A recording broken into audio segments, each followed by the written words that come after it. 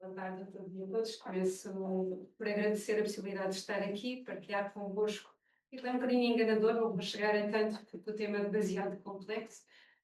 Vou partilhar alguns apontamentos na sequência de investigação que fiz para o meu doutoramento e que passei necessariamente a questão dos acidentes eucarísticos. Agradecer a possibilidade de estar aqui, felicitar esta iniciativa, de facto, a ideia de um workshop e por termos tempo para o debate que nos falta muitas vezes em encontros científicos, é sempre uma mais-valia. Não sei se o professor Calafate ainda está presente, permitam-me apenas fazer um cumprimento especial, foi o meu orientador e ainda meu mestre, orientador paciente, nem sempre é fácil estas tarefas. Eu creio que já estou a partilhar já a minha apresentação lá para quem está a assistir à distância. Confirmem só, eu creio que sim. Não? Bom, vou pedir a vossa benevolência também, vou tentar não me estender muito, mas não posso falar desta questão sem começar por fazer algum enquadramento sobre o contexto que levou ao século XVIII. Todos nós conhecemos esta ideia de revolução científica, ela em si é polémica, não vou trabalhar isso, mas ter pelo menos presente, aqui partindo da proposta de José Pinto Peixoto, destas três fases da evolução do conhecimento científico, sobretudo que marca a diferença entre o conhecimento medieval e depois a ciência moderna, que se vai afirmar de forma absolutamente central no iluminismo. Portanto, ele divide aqui estas três fases, não vou desenvolver muito, uma fase primeira de crítica, portanto, um questionamento sobre o próprio mundo de evidência que estava a alterar, sobretudo com as viagens marítimas, mas não só. Um momento de maturação, já falámos dele, um momento de reflexão, de debate científico, de novas descobertas, aqui inserimos Perry, Kepler, Descartes e outros.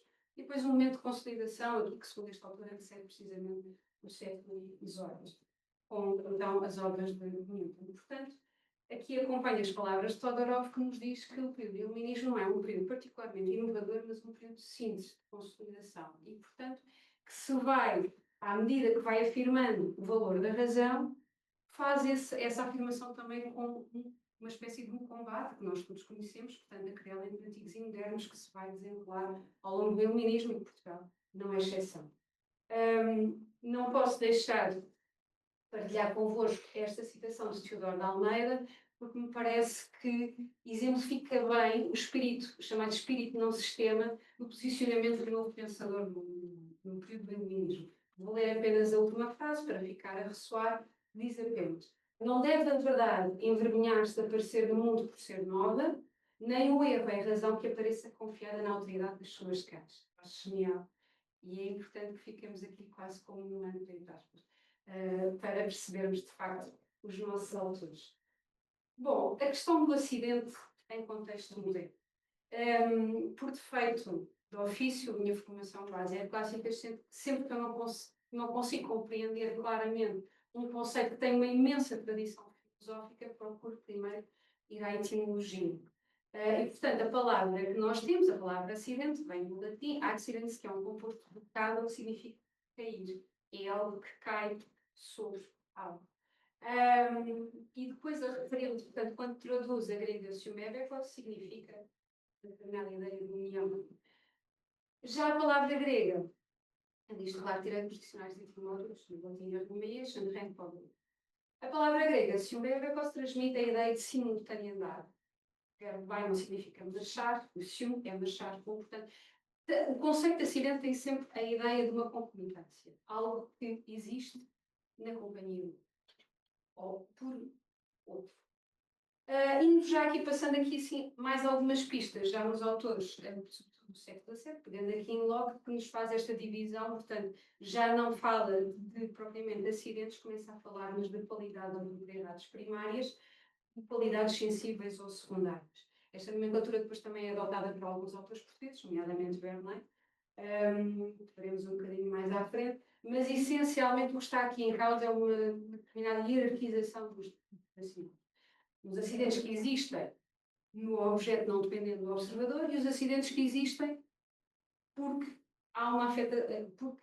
os objetos nos afetam e afetam os nossos sentidos. Aqui a ideia de existir ou não existir depois é o que vai aqui criar alguma base para a polémica dos acidentes eucarísticos no século XVIII. Também Descartes distingue as propriedades reais dos objetos de outras que não são reais. que ele diz que não são reais, são meramente nomes. Aliás, Galileu já tinha dito isto também, mas já lá iremos. Ou seja, a ideia de que os acidentes não têm uma existência, não existem efetivamente, são meramente nomes, são formas de dispor a matéria.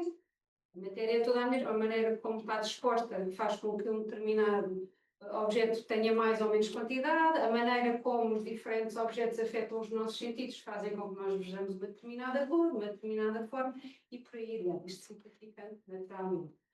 E vou passar esta citação, não precisamos. A perspectiva iluminista, e aqui, quando falo de iluminismo, falo essencialmente do século XVIII em Portugal, porque eu trabalhei fundamentalmente os autores portugueses. Começa aí com a definição de acidente a partir do vocabulário de Raquel Luthor, portanto, que é uma obra imensa e extraordinária do nosso século XVIII, é uma espécie de dicionário enciclopédico, portanto, quando precisamos de definições para esta época, para percebermos o entendimento de uma época, é sempre bom revisitá-lo, e, portanto, o primeiro volume, que é de 1712, diz-nos simplesmente um acidente, termo filosófico, a classificação que ele dá, não é da substância das coisas que pode estar e não estar nelas sem a sua destruição. Ou seja, as coisas não se destroem com a presença ou ausência do acidente. Para Verneuil, aqui no DRE Física, que foi publicado depois em 1769, infelizmente, pelo menos desde o que eu saiba, ainda está em latim, o DRE Lógica e da Metafísica já estão traduzidos. A definição de acidente ou qualidade, portanto, ele aqui, como eu tinha dito anteriormente, segue a terminologia lockeana, resume-se àquilo que pode ou não existir no corpo, sendo as propriedades primárias aquelas que necessariamente ocorrem nos corpos naturais. Ou seja, mais uma vez, uma distinção, uma espécie de uma hierarquização entre as propriedades primárias e as secundárias.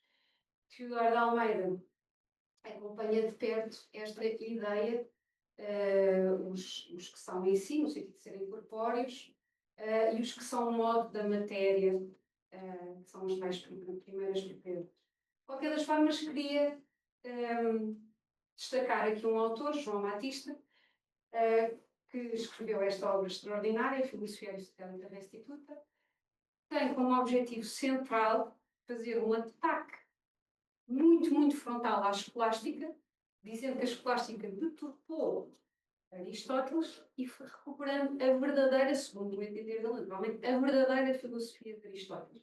João Batista vai tentar provar é que a filosofia de Aristóteles não é muito diferente da filosofia moderna. O que aconteceu ali no meio é que a tradição escolástica deturpou o autor. Enfim, vamos passar a dar-nos em apanhamentos. E, portanto, no que diz respeito a esta questão dos acidentes, qual é que é a grande crítica que João Batista faz à escolástica? Ele vai focar-se aqui neste primeiro capítulo, primeiro capítulo do livro 12, que é o Holanda, da metafísica de Aristóteles, onde Aristóteles apresenta, estou aqui a usar a palavra que é usada no século XVIII, entidades, mas Aristóteles usa o sia, também é traduzido por substância, apresenta os três tipos de substância. Segundo João Batista, o que é que os escolásticos terão feito? Perceberam, ou melhor, não perceberam que quando Aristóteles estava a falar deste tipo de entidades, estava a usar o termo no sentido um tanto ou quanto amplo, ou seja, não queria realmente dizer que os acidentes eram entidades que existem de forma separada da própria matéria, da própria substância. E, portanto, a interpretação escolástica deste passo é uma interpretação deturpada, segundo João Batista. E, portanto, Aristóteles depois define que apenas um dos sentidos que ele apresenta, que é o primeiro, é aquele sentido de substância e sentido absoluto, que é aquela onde depois, então,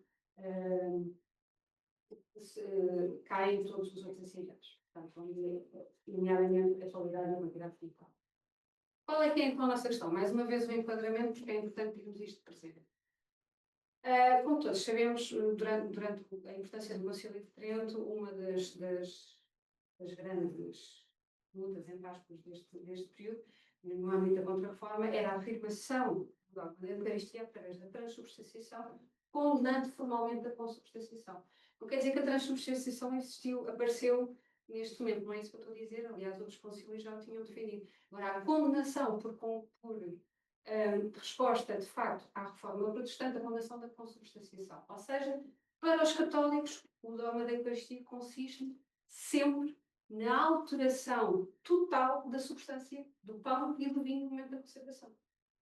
Portanto, o que é que se mantém? Os acidentes. Muda a substância, mantém-se os acidentes locais. Este é o dogma. E, portanto, esta afirmação era absolutamente central, porque afirmar que ficasse alguma parte da substância do pão ao vinho era uma tese desistida. E, portanto, foi condenada depois no caminho no Conselho de Trento. Portanto, qual é que é o problema com a mudança de paradigma?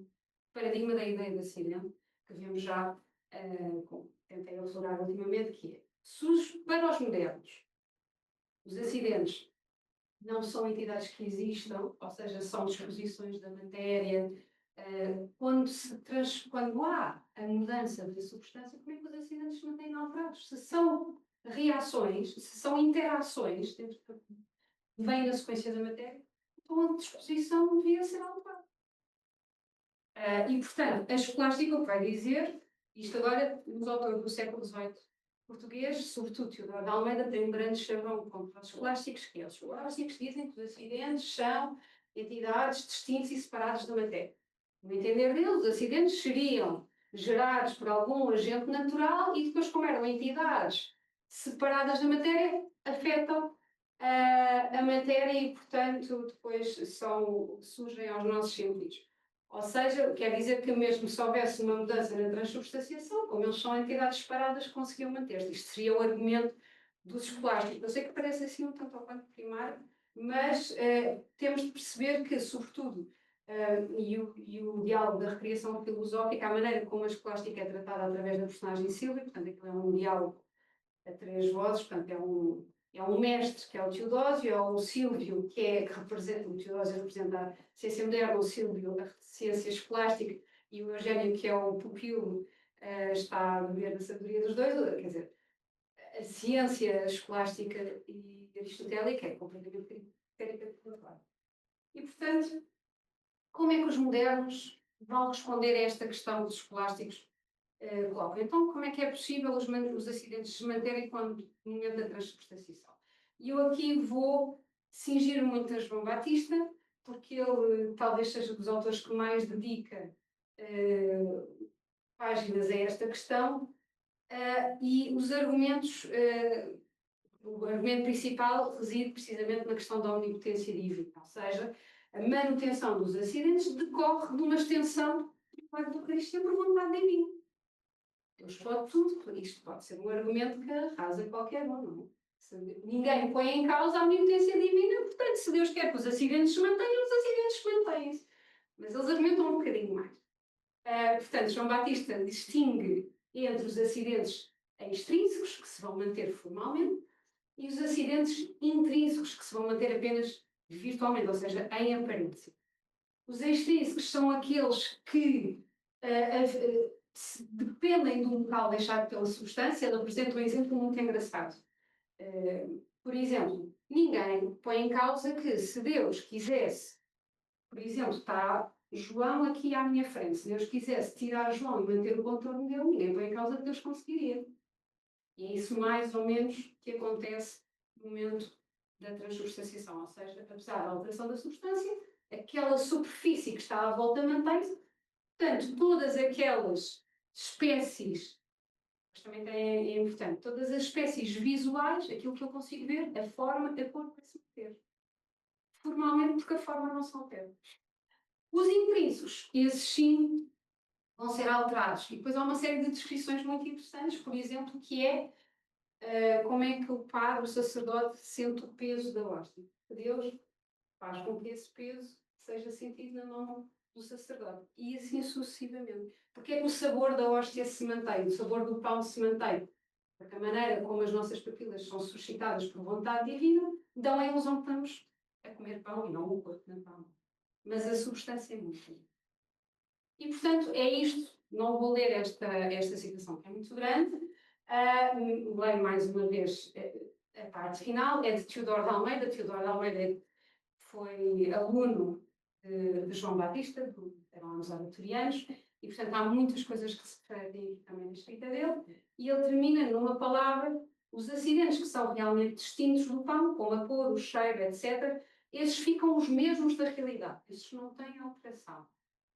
Porém, os que são modificações de matéria do pão, estes ficam virtualmente os mesmos, fazendo a omnipotência todos aqueles efeitos que faria ao pão se ele estivesse sem diferença alguma. O segundo argumento, e este aparece também no João Batista, mas também noutros autores, mas vou aqui focar muito neste autor, é um argumento que para mim também é muito interessante porque decorre de uma deturpação da interpretação enfim, da tradição linguística dos textos conciliares. Ora, segundo João Batista, em latim, ele aliás começa por dizer, atenção, a transubstanciação não é algo exclusivo do seguinte tempo, quer dizer, ele diz já no Concílio de Latrão é referida à transubstanciação, e o que é dito é que, no momento da transubstanciação, aquilo que permanece são species. A palavra latina não é accidentes, species. E qual é que é o argumento, João Batista? Mais uma vez, uma deturpação das palavras. Basta nos levam no século XVIII, como nós todos sabemos. É o que é quando estamos a afirmar uma posição. Escolhemos, o Humberto é que disse isso, não é? Temos de construir o nosso inimigo. Enfim, o século XVIII é um bom exemplo. Portanto, species em latim significa aparência, imagem e fins. Portanto, e João Batista vai até recuperar e diz: os padres conciliares escrevem segundo o léxico inspirado nas próprias Sagradas Escrituras. Nas Sagradas Escrituras aparecem aqui dois exemplos, que eu aqui reproduzo, de Lucas, onde a palavra specia, na respectiva declinação, aparece. E a tradução não tem nada a ver com acidente. Eu dou aí o exemplo, no último exemplo, é particularmente expressivo, que tem que ver com o aspecto do rosto de Cristo. Portanto, qual é que é o argumento? Em primeiro lugar, os acidentes eucarísticos, mesmo com a ciência moderna, mantêm-se e têm justificação. Ponto 1. Ponto 2. Mais uma vez, por usurpação na interpretação de um termo, os escolásticos entenderam de forma abusiva, digamos assim, que a palavra species significava accident, quando significa aparência, imagem. E ele até usa um outro argumento que eu depois não pus aqui, que foi precisamente, então, no Concílio de Latrão, não nos podemos esquecer que as próprias obras de Aristóteles foram proibidas, foram condenadas.